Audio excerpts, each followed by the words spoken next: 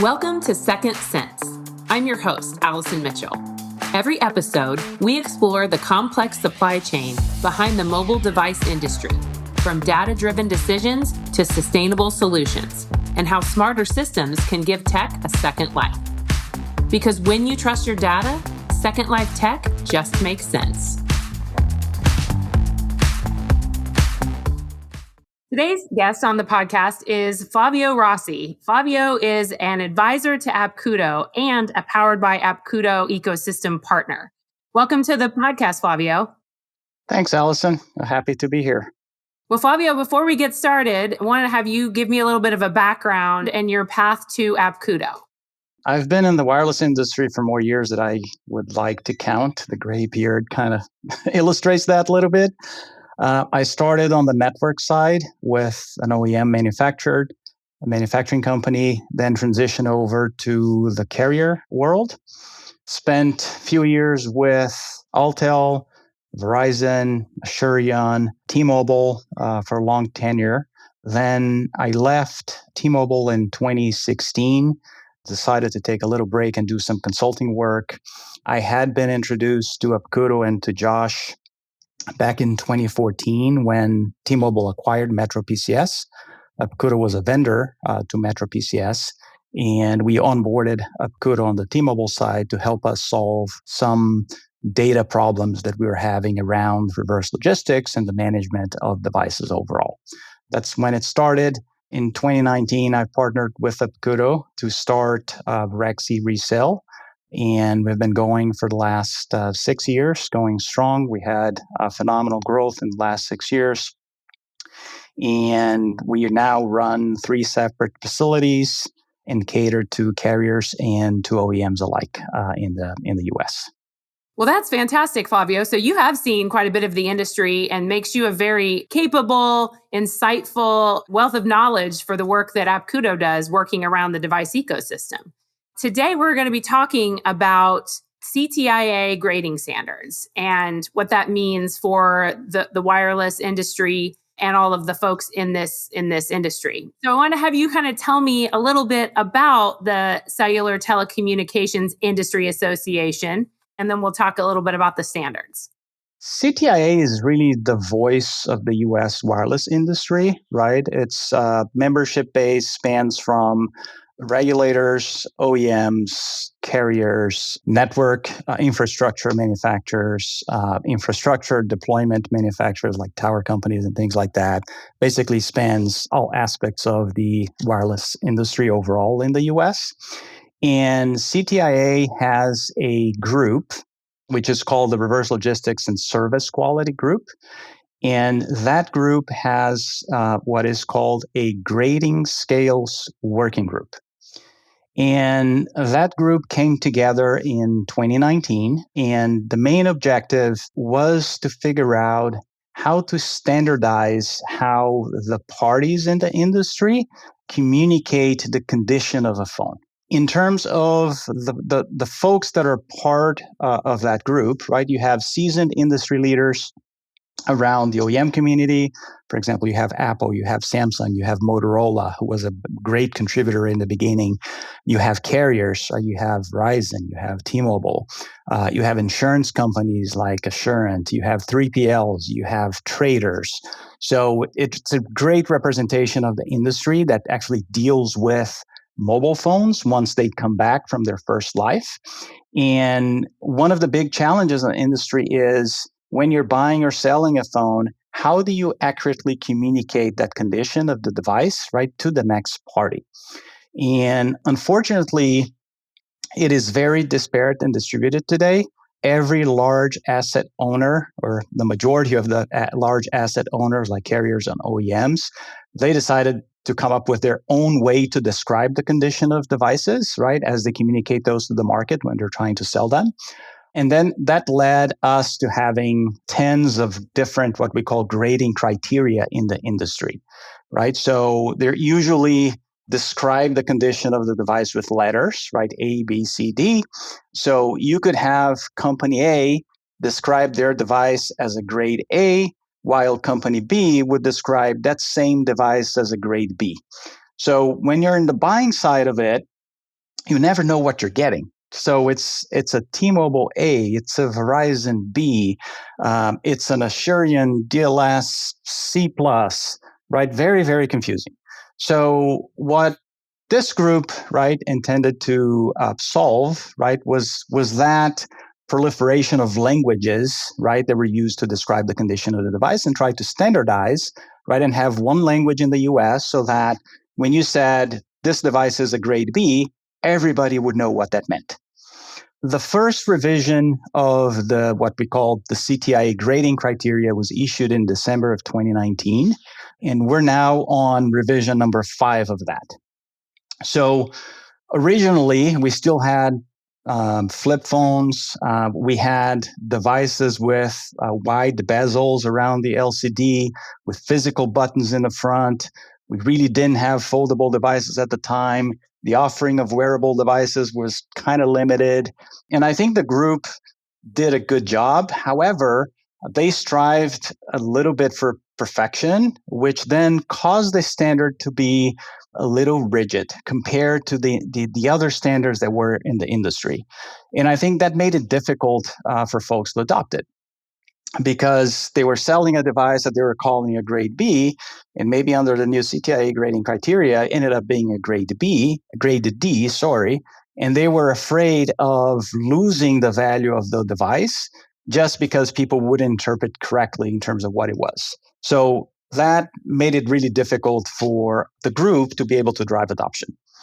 Earlier this year, Apkudo and Samsung partner up, right, to try to drive some changes to the standard to allow for a little bit more defects and also to introduce definitions that are more relevant for the newer devices that the LCD goes edge to edge. There's no physical buttons, right? Introduction of foldable devices.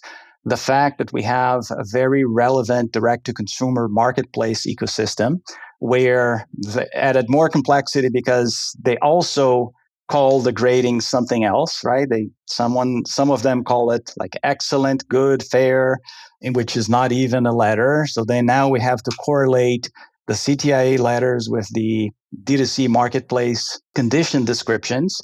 So I would say that for the past year, the group has really been working towards fine-tuning the criteria to make it more industry friendly, right? So we can really drive adoption to achieve the objective that the group started from the onset, which is create one language, right, for device traders to actually communicate the condition of the devices that they are passing on so that the buyers could understand with confidence and accuracy what they were buying.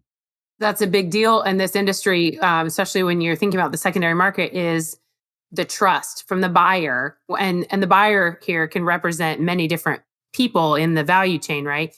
It can be the brokers that are selling it, in large quantities, all the way down to the individual buyer. So having that consistency and that trusted kind of one standard for all seems like a huge win for improving the transparency and the trust that the buyers have.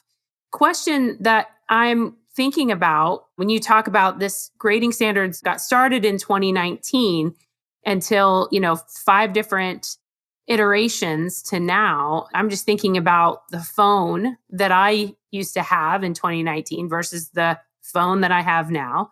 And then you also mentioned wearables. There's been so much of evolution in this space in that relatively short amount of time. But in this industry, that's a long amount of time for all of the changes that we experience in our everyday tech.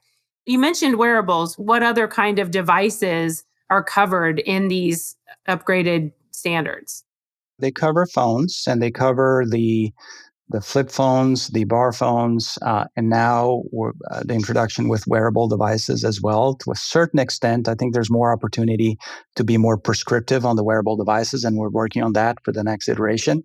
They cover tablets and they cover watches as well. So from a product category, I think that's kind of where it is. It still does not cover, for example, rings, does not cover like VR headsets and things like that.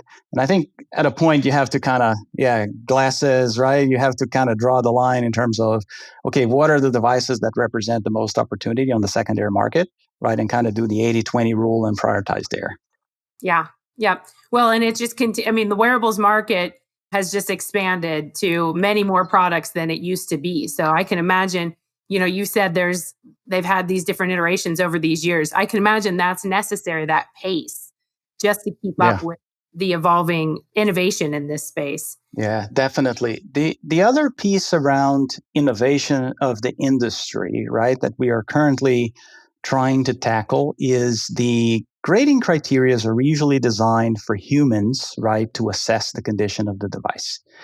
And when we're using humans, you're subject to the individual interpretation, right, of that particular operator that's assessing the device. And you have a lot of subjectivity. So we've done a lot of studies around accuracy of humans, right, looking at a standard and then being able to assess a device consistently.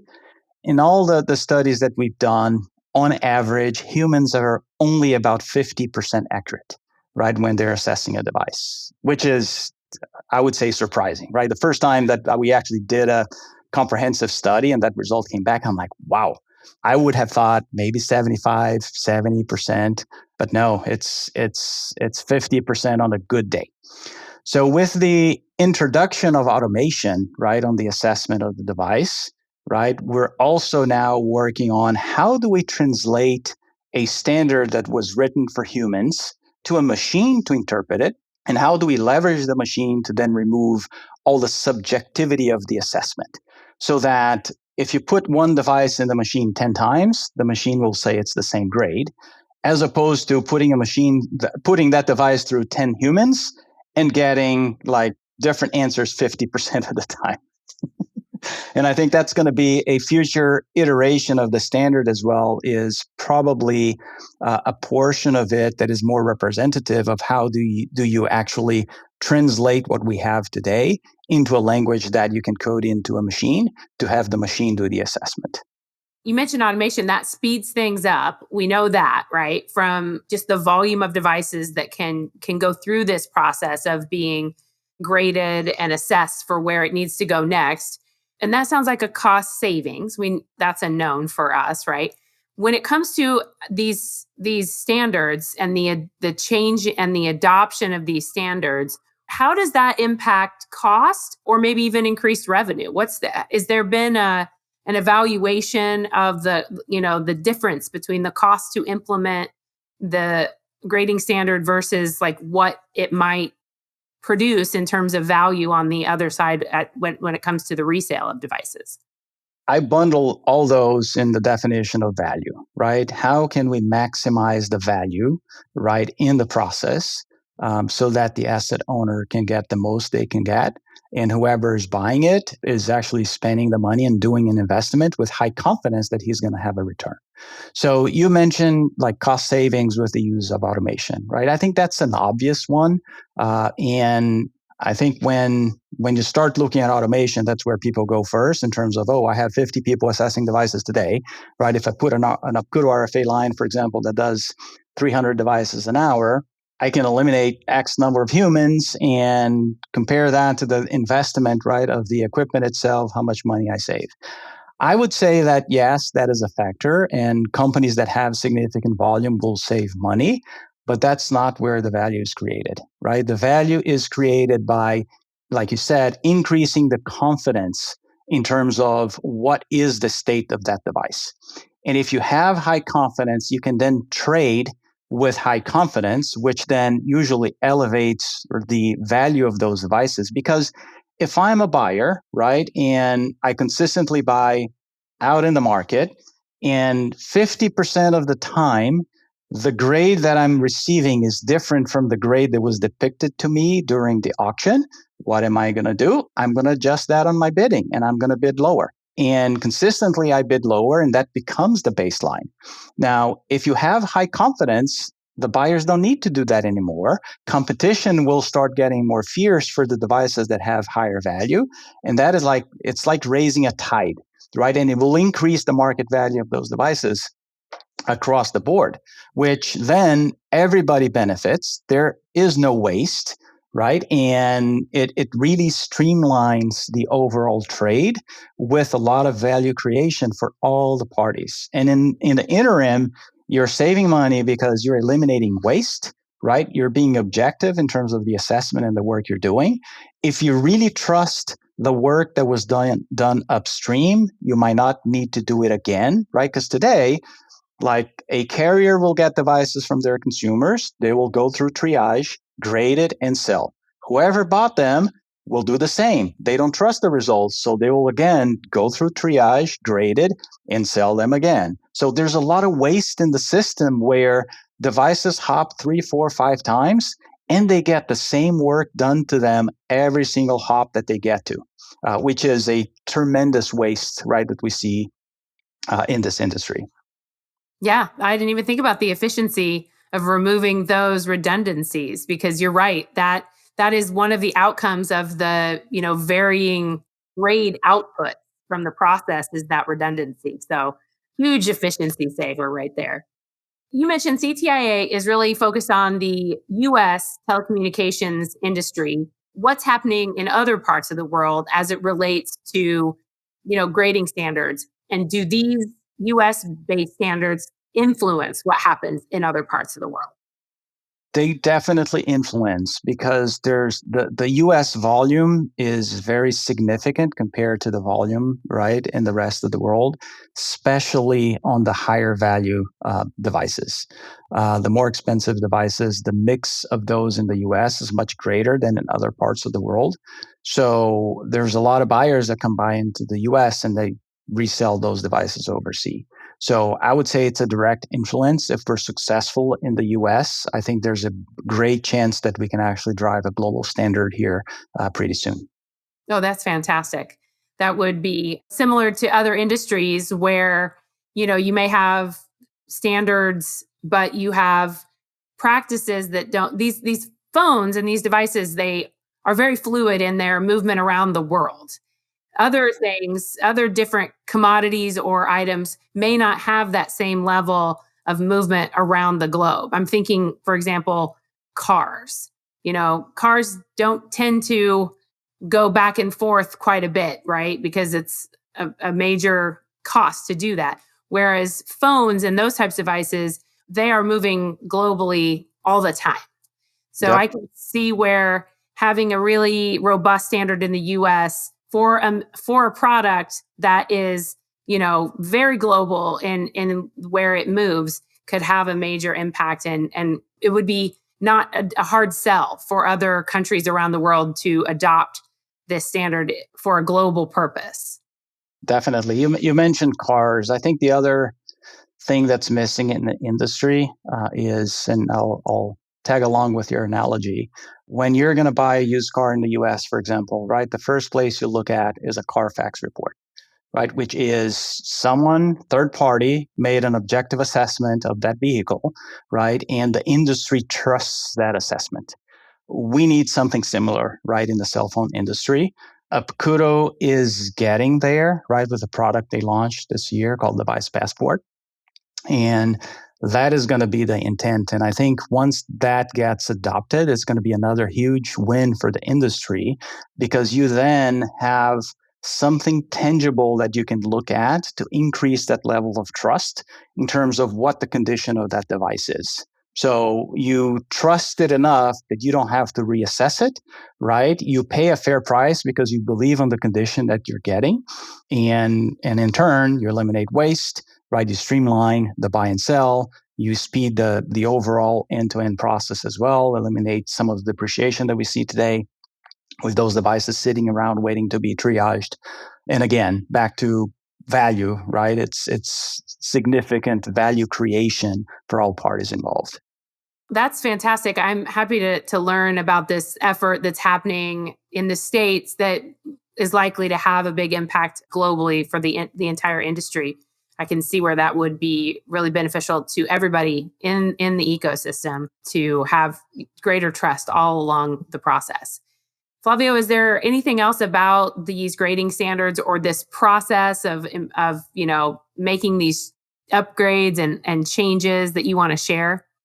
No, I think we covered the basis, right? I'd like to leave here my thank you to all the members of the Grading Skills Working Group. It's hard work. It's a difficult endeavor to come up with something that everybody will adopt because everybody has reasons not to adopt it. And it's very difficult to satisfy every party in the industry. But I think slowly we're going to get there. So my kudos to that team and for the leadership that they've embedded right in the industry overall in bringing this to where it is today and continue to bring this to fruition so we can truly have a global standard fairly soon here, hopefully. Well, thank you, Flavio, for being a part of this group and to help, advance this effort for the industry, which has, benefits not only for Apkudo, but for all of our ecosystem partners and everybody that is in the value chain of these devices. So, and thank you for joining the podcast today. It was great to learn about these standards and about where this is headed. And hopefully it's, taking over the world. Yeah, hopefully. And thanks for having me. Appreciate it. Thank you for listening to this episode of Second Sense. Learn more at apkudo.com and catch future episodes wherever you listen to your podcasts. This has been Second Sense, because when you trust your data, Second Life Tech just makes sense.